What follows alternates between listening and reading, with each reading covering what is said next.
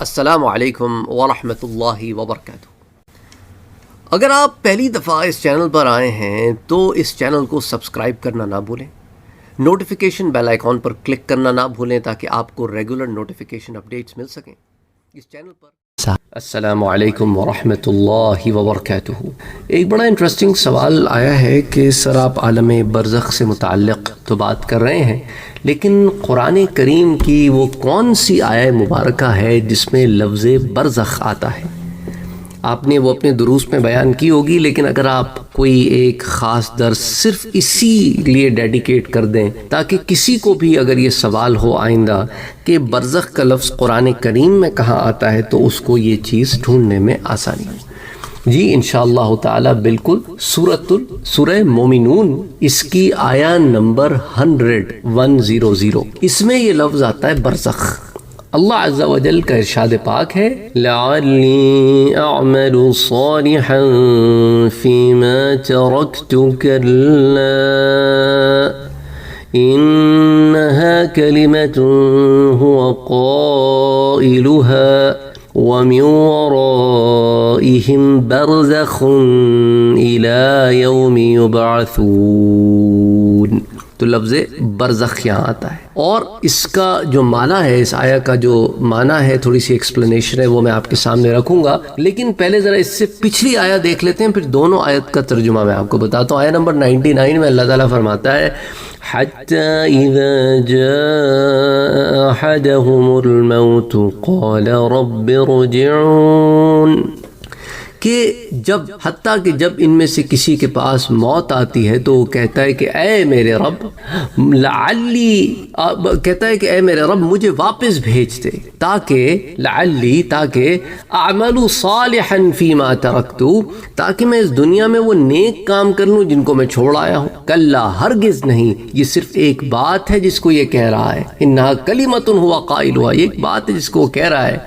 اور ان کے پس پشت ایک حجاب ہے، وَمِن وَرَائِهِمْ بَرْزَخٌ إِلَى يَوْمِ يُبْعَثُونَ، اور یہ حجاب اس دن اٹھا دیا جائے گا۔ کس دن؟ جب انہیں اٹھایا جائے گا، جس دن ان کو اٹھایا جائے گا پھر یہ حجاب ختم ہو جائے گا، پھر قیامت کی طرف چل پڑیں گے۔ تو یعنی اس آیہ مبارکہ میں یا ان آیات میں، ان دونوں آیتوں کو ساتھ لیتے چلتے ہیں کہ جب کافروں کی موت کا وقت آ جاتا ہے اور موت کی علامات ظاہر ہو جاتی ہیں، اس وقت وہ ان فرشتوں کو دیکھ لیتا ہے جو اس کی روح قبض کرنے کے لیے آتے ہیں، اس وقت اس کو اپنے گمراہ ہونے کا یقین ہو جاتا ہے، پر افسوس اس وقت تک بہت دیر ہو جاتی ہے۔ جیسا قرآن کریم میں سورۃ الانفال میں آتا ہے کہ کاش آپ اس وقت دیکھتے جب فرشتے کافروں کی روح قبض کرتے ہیں۔ وَلَوْ تَرَى إِذْ يَتَوَفَّى الَّذِينَ كَفَرُوا الْمَلَائِكَةُ يَضْرِبُونَ وُجُوهَهُمْ وَأَدْبَارَهُمْ وَذُوقُوا عَذَابَ الْحَرِيقِ،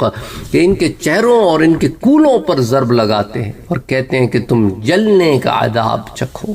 اور موت کے وقت کافر اپنے دل میں کہتا ہے کہ اے رب مجھے واپس بھیج دے۔ ارجعون یہاں جمع کا صیغہ ہے، اللہ تو واحد ہے، لیکن کافر اس وقت اللہ کی تعظیم کر کے وہ ان الفاظ کا استعمال کرے گا کہ مجھے واپس بھیج دے، اے رب مجھے واپس بھیج دے۔ تو موت کے وقت ایمان لانے اور نیک عمل کرنے کے لیے اللہ تعالیٰ سے دوبارہ دنیا میں بھیجنے کی درخواست کرنا صرف کافروں کے ساتھ مختص نہیں ہے، بلکہ جو مسلمان ساری عمر اللہ کے احکام پر عمل نہیں کرتے اور گناہوں میں ڈوبے رہتے ہیں، وہ بھی جب موت کے وقت عذاب کے فرشتوں کو دیکھیں گے تو وہ بھی اس وقت یہ تمنا کریں گے کہ کاش ان کو دوبارہ دنیا میں بھیجا جائے تاکہ وہ نیک عمل کریں اور گناہ نہ کریں۔ سورۃ المنافقون میں بعض آیات آتی ہیں، بلکہ آیہ نمبر 9 اور 10، جس میں اللہ تعالیٰ فرماتا ہے کہ اے ایمان والو، تمہارے اموال اور تمہاری اولاد تمہیں اللہ کی یاد سے غافل نہ کرتے ہیں، اور جس نے ایسا کیا تو وہی نقصان اٹھانے والے ہیں۔ اور جو کچھ ہم نے تم کو دیا ہے اس میں سے خرچ کرو اس سے پہلے کہ تم میں سے کسی کو موت آ جائے، من قبل ان یأتی احدکم الموت فیقول، تو پھر وہ یہ کہے کہ اے میرے رب تو نے مجھے تھوڑی دیر کی مہلت کیوں نہیں دیتا کہ میں صدقہ کروں اور نیک لوگوں میں سے ہو جاؤں۔ تو بہرحال اس قرآن کریم کی ان دو آیات میں اس طرف اشارہ ہے جو میں نے آپ سے ذکر کیا۔ تو اس سے کیا معلوم ہوتا ہے؟ اس سے معلوم ہوتا ہے کہ زکوٰۃ ادا کرنے میں اور اللہ کی راہ میں خرچ کرنے میں تاخیر نہیں کرنی چاہیے، اور حج کی استطاعت ہو کسی کے پاس تو حج کے لیے بھی تاخیر نہیں کرنی چاہیے، کیونکہ کسی کو موت کا وقت معلوم ہے نہیں، پتہ تھوڑی ہے کہ کس وقت کس کی موت آ جائے، اور یہ فرائض اس کے ذمہ رہ جائیں، اور موت کے وقت یہ آرزو کرنے کا پھر کوئی فائدہ بھی کوئی نہیں ہے نا کہ کاش مجھے کچھ اور زندگی دے دی جائے تاکہ میں زکوٰۃ ادا کر لوں اور جو نیک کام مجھ سے رہ گئے ان کو ادا کر لوں۔ تو یہ آیت جو ہے یہ اس بات پر بھی دلالت کرتی ہے کہ بھی موت کے وقت ہر شخص کو لازماً علم ہوگا کہ وہ اللہ کے اولیاء میں سے ہے یا اس کے دشمنوں میں سے۔ یہ آیت اس پر دلالت کرتی ہے کہ جس شخص کو بھی موت آئے گی اس کو مرنے سے پہلے معلوم ہو جائے گا کہ وہ اللہ کے اولیاء میں سے، اللہ کے اعداء میں سے، یعنی دشمنوں میں سے۔ تو وہ کہے گا تاکہ میں دنیا میں وہ نیک کام کر لوں جن کو میں نے چھوڑ دیا تھا، ترک کر دیا تھا۔ اچھا، حضرت عبداللہ ابن عباس رضی اللہ تعالیٰ عنہ نے فرمایا نیک عمل سے مراد کلمہ شہادت ہے، یعنی اس نے کلمہ شہادت کے تقاضے کے مطابق جو اطاعت ترک کر دیں اور ان کو ضائع کر دیا، اور وہی شخص دنیا میں دوبارہ لوٹائے جانے کا سوال کرے گا جس کو اپنے عذاب کا یقین ہو جائے گا۔ اب اس آیہ مبارکہ میں اگر آپ غور کریں تو لعلی کا لفظ ہے، لعلی، سو آئی میں، اور اس کو آپ اردو میں تاکہ کہتے ہیں، تاکہ میں، تو تاکہ کا جو لفظ ہے لعلا بیسکلی یا کلا اور لعلا یہ دو ورڈ آتے ہیں اسی آیہ مبارکہ میں۔ اللہ تعالیٰ فرماتا ہے لعلی اعمل صالحا فیما ترکت کلا، تو لعلہ اور کلا، تو لعلہ کا معنی ہوتا ہے شاید، جس کام کے ہونے یا نہ ہونے کا تردد ہو، مرنے والے کو اس میں تردد ہوگا کہ اس کو لوٹایا جائے گا یا نہیں، شور نہیں ہے نا، میں کا ورڈ آیا ہے، سو آئی میں، اس میں تردد ہوگا، شورٹی نہیں ہے، اس کو عبادت کی توفیق ہوگی یا نہیں، ورنہ اس کا اپنی طرف سے نیک عمل کرنے کا پختہ ارادہ ہوگا۔ اس صورت میں اس آیت کا معنی ہوگا کہ جو میں نے جو اطاعت ترک کی ہیں شاید میں لوٹائے جانے کے بعد نیک عمل کروں۔ لعلہ کا معنی تاکہ بھی ہوتا ہے، اور اسی طرح بعض علماء نے اس کا تاکہ ترجمہ یعنی معنی کیا ہے تاکہ میں اس دنیا میں وہ کام کر لوں جن کو چھوڑایا۔ اور اللہ تعالیٰ نے فرمایا کلا یعنی ہرگز نہیں، اس کا معنی یہ ہے کہ تمہاری یہ دعا ہرگز قبول نہیں کی جائے گی اور تم کو دنیا میں دوبارہ ہرگز نہیں بھیجا جائے گا۔ اور اس کا یہ معنی بھی بعض علماء نے کیا ہے کہ اگر تم کو دنیا میں دوبارہ بھیج بھی دیا جائے تو بھی تم نیک عمل ہرگز نہیں کرو گے، جس طرح پہلے عمل کرتے تھے ویسے ہی دوبارہ عمل شروع کر دو گے۔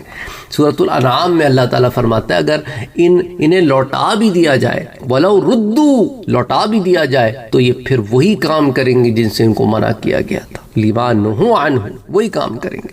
اس لیے فرمایا یہ صرف ایک بات ہے جس کو یہ کہہ رہا ہے، کیا فرمایا اللہ نے؟ إِنَّهَا كَلِمَةٌ هُوَ قَائِلُهَا، یہ صرف ایک بات ہے جس کو یہ کہہ رہا ہے، یعنی صرف زبانی دعویٰ ہے، محض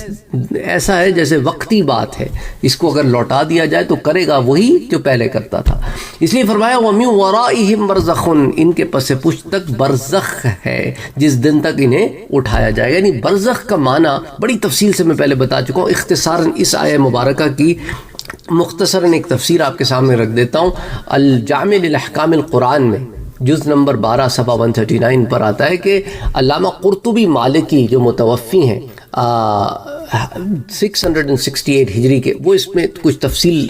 رکھتے ہیں، وہ میں آپ کے سامنے رکھتا ہوں۔ اس سے پہلے بتا دوں کہ برزخ کا معنی کیا ہوتا ہے۔ دو چیزوں کے درمیان کی حد اسے برزخ کہتے ہیں۔ کوئی روک، کوئی چیز دو کے درمیان حائل ہو جائے، جیسے موت سے لے کے حشر تک ایک چیز حائل ہوگی نا، ایک ایسا ٹائم فریم ہے، ایک ایسا وقت ہے، ایک ایسی جگہ ہے جو ان دونوں کے درمیان ہے، اس لیے اس کو برزخ کہتے ہیں۔ اچھا، علامہ قرطبی اس ضمن میں کیا لکھتے ہیں وہ اب آپ سے شیئر کرتا ہوں۔ کہتے ہیں کہ بھئی دیکھو، جو وقت موت اور حشر کے درمیان حائل ہے وہ برزخ ہے، اور وہ آگے یہ بھی بتاتے ہیں کہ یہ حضرت ضحاک کا، حضرت مجاہد کا اور ابن زید رحمہ اللہ علیہم اجمعین کا قول ہے۔ حضرت ضحاک نے کہا کہ جو وقت دنیا اور آخرت کے درمیان ہے وہ برزخ ہے۔ حضرت عبداللہ ابن عباس رضی اللہ تعالی عنہ نے کہا کہ برزخ حجاب ہے۔ ابن عیسیٰ نے کہا کہ قیامت تک کی مہلت برزخ ہے، اور کلبی نے کہا کہ دو سوروں کے درمیان جو مدت ہے وہ برزخ ہے، اور یہ مدت 40 سال ہے۔ تو یہ تمام اقوال جو ہے یہ جمع ہوئے ہیں کس میں؟ الجامع للاحکام القرآن میں۔ اچھا، پھر ہر وہ چیز جو دو چیزوں کے درمیان حائل ہو وہ برزخ ہے۔ جوہری اس ضمن میں کہتے ہیں کہ جو چیز دو چیزوں کے درمیان حائل ہو وہ برزخ ہے، اور برزخ دنیا اور آخرت کے درمیان موت کے وقت سے لے کر حشر تک کا وقت ہے۔ سو جو شخص مر گیا وہ عالم برزخ میں داخل ہو گیا۔ اس لیے کیا کہا میں نے آپ سے پہلے بھی کہ انسان کا جسم تو شاید ختم ہو جاتا ہے نا، اگر تو صالحین، انبیاء اور صالحین، شہداء کے علاوہ جو ہوتے ہیں ان کے تو جسم ختم ہو جاتے ہیں، لیکن باقیوں کے جسم اللہ کے فضل و کرم سے سالم بھی رہتے ہیں۔ تو روح سے ایک تعلق رہتا ہے، روح واپس بدن میں یوں داخل نہیں ہو جاتی جیسے دنیا میں ہے، وہ داخل اس صورت میں ہوگی جب میدان حشر لگے گا، پھر وہی کیفیت میں روح اور جسم کو ملا دیا جائے گا۔ تو anyway امید کرتا ہوں کہ اس مختصر